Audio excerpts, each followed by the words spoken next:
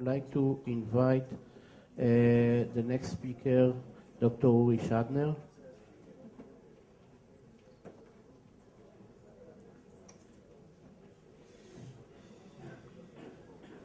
Okay, let's wait a second.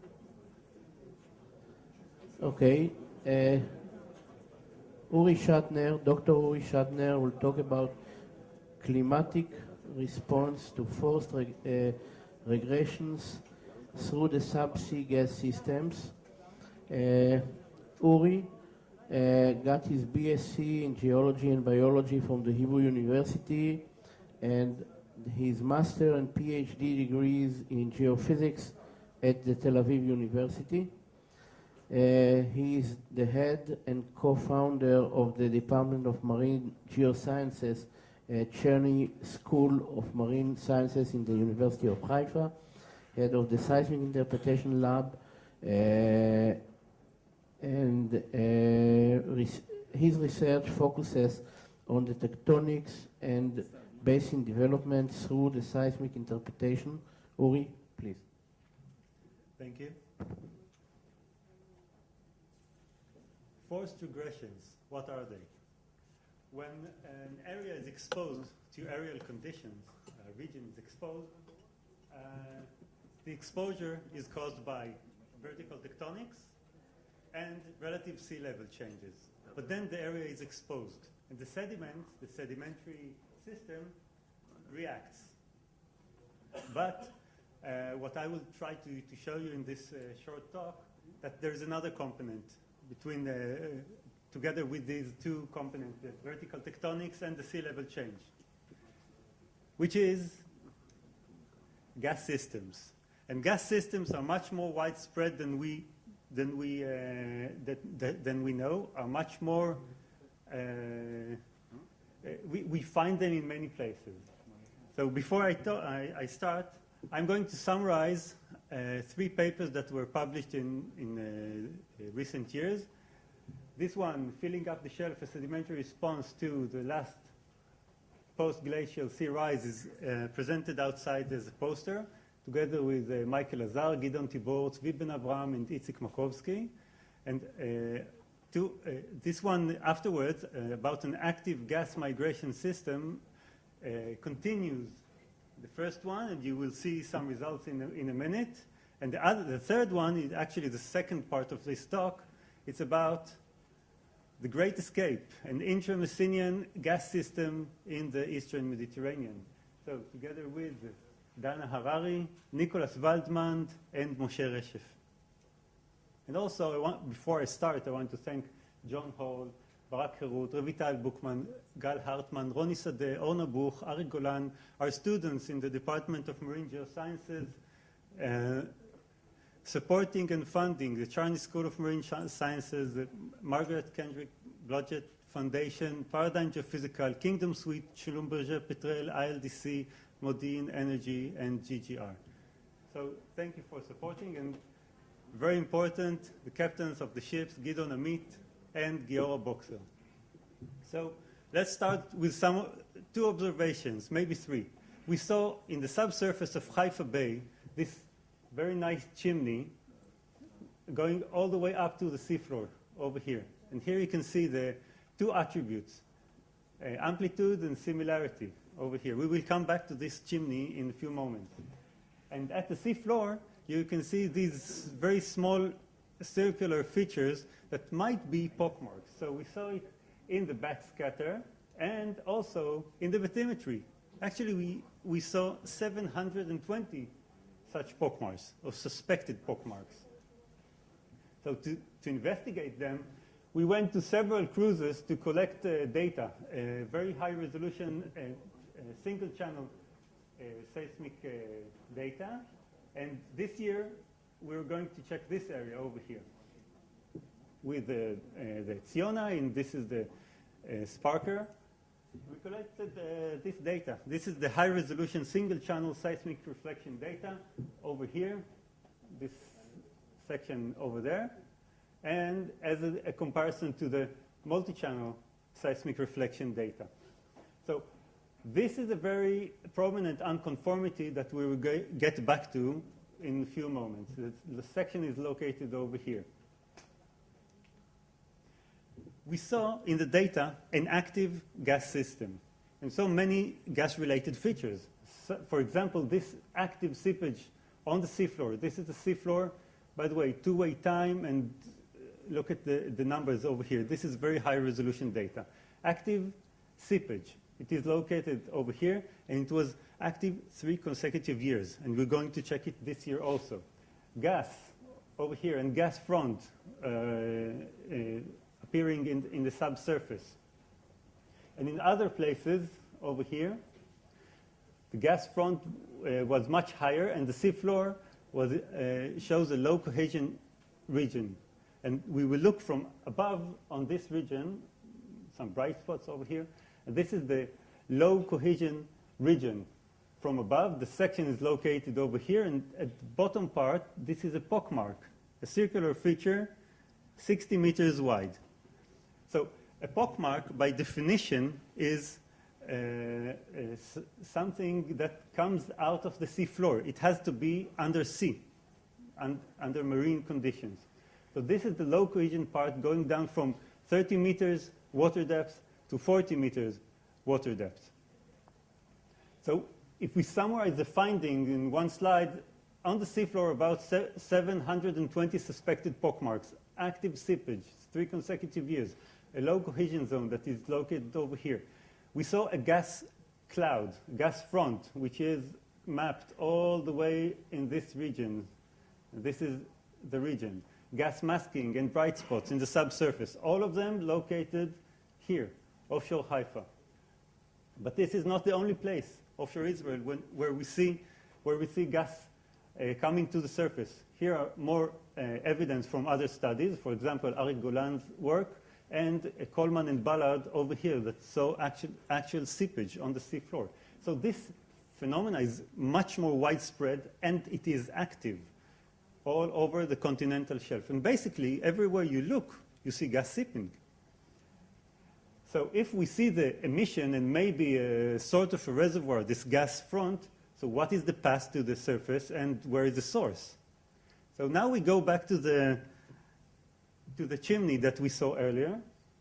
See, some more gas-related features, like phase reversal over here. You see the transition between the colors, velocity pull-up, smearing, and it all goes down to this unconformity that we called UC1. By the way, this is UC, the unconformity number 2, and this is the seafloor over here.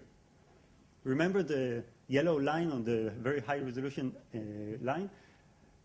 This is the second unconformity. So we have a first unconformity, a succession of reflectors over here, and the second unconformity, and the seafloor. Let's put the chimney into context. This is actually the same seismic line that Mickey Gardos showed a few moments ago. The chimney stems from this unconformity, and we mapped it and correlated it to a Kishon Yam well, which is located over here. This is the location of the well, down there.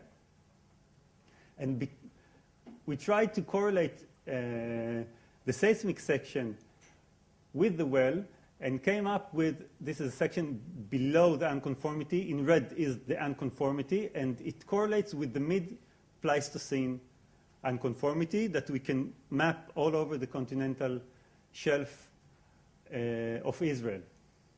And this unconformity here in red, and also here in red, the mid-Pleistocene unconformity is a well-known term in climate, where the world moved from short wavelength glaciation and deglaciation cycles, which were low amplitude, into longer wavelength glaciation and deglaciation cycles, but with higher amplitude. You see very slow glaciation and abrupt deglaciation. So B1, which is the mid-Pleistocene unconformity, and all the rest of the unconformity above could be related to glaciation and deglaciation cycles. So what we suggested is, first of all, the current emission is active, but this is not the entire case. Let's play with the sea level. Let's drop the sea level and expose the surface. Wetland can be formed, and also drainage channels can carve the surface. But this is potential source for organic matter to accumulate on the exposed continental shelf. And it happened several times in the past, as you can see here with the relative sea level going up and down. So the channel incision and the rapid channel infill are likely to correlate with glacial maxima and also produce or bury organic rich sediments. Now, if we zoom into the last part, the last glaciation and deglaciation of the region, this is relative sea level and time over here. Let's use, again, the sea level drop. And when we drop the sea level, we remove the hydrostatic pressure. Gas can be released, but gas is released anyway. It's spontaneous. It's one of the bottom lines of this presentation. It is released anyway. You saw how widespread is the gas going up. So gas is released when there is no pressure above it. It can cause global warming, assuming that it's not located only offshore Haifa, but in mid-latitude regions around the globe. Then, because of the warming, sea level rises and reaches high stand.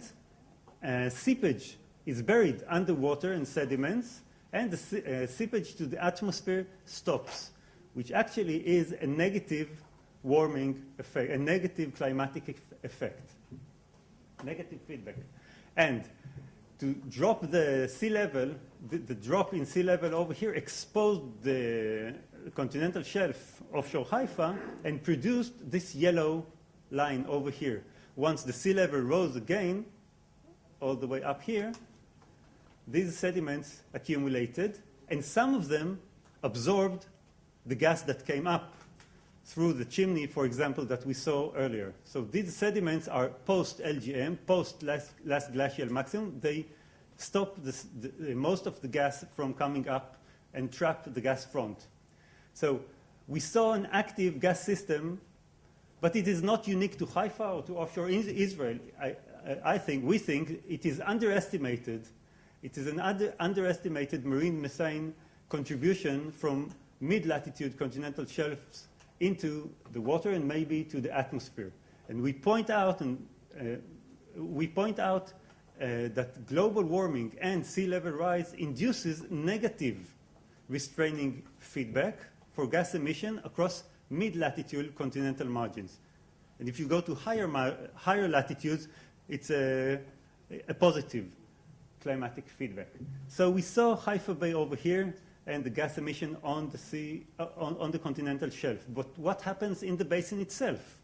Can we produce a forced regression in the basin itself? Well, actually, yes. For example, the Messinian salinity crisis, where sea level dropped by 1,200 or 1,300 meters below present-day sea level. And now we will look at 2D seismic reflection in time domain and 3D seismic data located over here. And this line, the 2D line, you see here the two attributes, the amplitude and sweetness, which focuses our eyes to possible more sandy regions in the subsurface. And this is Jonah structure. We're part of it because it's coming up from the screen. So the line is located over here. And the Messinian unit, this is the top of the Messinian and the bottom of the Messinian. And we see below the Messinian here lots of chimneys in this region. And we don't know if these are new chimneys or old chimneys. So let's have a look at this small region over here above. You see this small bump? This is how it looks in the 3D data. It's a big cone. This is 150 meters deep and 1,000 meters wide. And this is a giant pockmark. And the pockmark is generated on the sea floor. It is generated because the emission of water and gas or gas. This is a pockmark on a Z slice over here. So it was formed on the Messinian floor when the sea level dropped. The sea level dropped because of another reason. The sea level dropped and exposed the area, some of it. This region was below sea level. But the sea level was very shallow in this region. It's not alone. This is a depth slice, and we see here the cone that we saw just a moment ago. Here you see the circular feature over here. Here it is over here. But it's not alone. It's like the sinkholes near the Dead Sea. You see many of them. It's an array of pockmarks all the way over here. And this is only part of the picture because, you see, we saw this region over here, and now we're looking at a structural map of the base of the Messinian. And all these triangles are pointing at such pockmarks, large, small. And here it is on top of the Jonah structure just underneath it. So our pockmark is over here, this one. And again to this image. So we saw that when the base of the Messinian was exposed, pockmarks were generated on the then seafloor, which means it was seafloor, and also that gas came all the way up from maybe sources from below to the Messinian Sea. We saw also evidence within the Messinian, although it's not very easy to see them. But now let's have a look at the top of the Messinian. First of all, see how the structural map is different from the base of the Messinian, with lots of faults and folds. And we will focus on this area over here. This is a Z slice. This is a structural map of the top Messinian. And this is a cross-section that crosses over here from top to bottom. This circular feature, number 1, number 2, number 3, and number 4 over here. And you see them again in this colored map. So we have identified in the base of the Messinian, throughout the Messinian, and at the top of the Messinian, these kind of pockmarks, all the way up, which means that gas was going up from buried sources all the way to the Messinian Sea, throughout the Messinian. So if we're looking for the gas escape, it's not new. These are old news. It came up during the Messinian. So we looked at the literature, and we saw that several studies indicate a glacial period during the Messinian that ended in the middle of the Messinian salinity crisis. And other papers show that during this time, the runoff from Europe was increased into the basin, which is very relevant to the terrigenous sediments within the basin. And also, if we're asking how much did climate force the Messinian salinity crisis, what is the reason for the Messinian salinity crisis? Well, this paper here showed that climate is not a direct cause of the Mediterranean desiccation. So the Mediterranean did not desiccate because of climate. But we are showing that once we have low sea level, now the gas that spontaneously goes up, it can go up to the atmospheres. And so we suggest that because of tectonic forces, the Mediterranean was isolated, and the Messinian salinity crisis developed, massive drop in sea level, and seafloor was exposed, most of it, not all of it, because we saw a pockmark. So once we take out this hydrostatic pressure, the spontaneous gas emission goes up from the sources below, emission of gas to shallow sea and atmosphere, which cause warming during the mid-Messinian climatic shift, increase the runoff from land areas, terrigenous sediment supply, and increased channel incision because of this warming and more precipitation. And also, once we bring terrigenous sediments and also some water from land, the gas seepage continues as long as sea level is low, because the pressure from these guys is not strong enough. But once the tectonic forces open the Gibraltar, there's a major flood. We know today that it was very, very abrupt, and the water cover the seafloor with water. The seafloor is covered with water and sediments, and then the emission is stopped. It is stopped. How do we know that? Because once we look at this section, the post-Messinian section, we don't see emission. We don't see accumulation, and we don't see any pockmark within this section over here, all the way up. These are other features, deserve other studies, but no gas-related features. So, tectonic forces and the water coming back to the Mediterranean stop the emission. So we saw in this short talk a continental shelf with an active gas system. It is active today. I used it to show you that that gas emission is very widespread and it is underestimated. And once we talk about the three major factors that control an accumulation, accommodation space of sediments, which is vertical tectonics, sea level change, and sedimentary supply or erosion, we need to add another very important component, which is gas emission. And gas emission is actually the agent that connects forced regression with climate. Thank you.